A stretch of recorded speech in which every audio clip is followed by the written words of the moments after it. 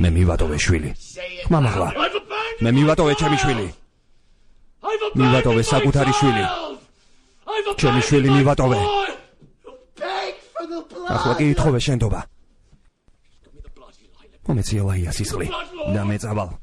მაესტრო პოლ ტომას ანდერსონის შედევრი და უკვდავი ნამუშევარი.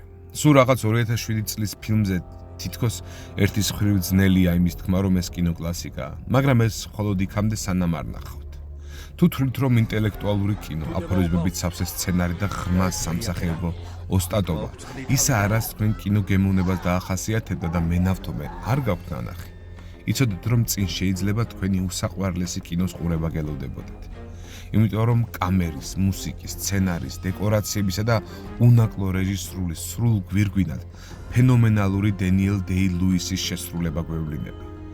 აი, ეს არის ნამდვილი გარდასახვის ხელოვნება.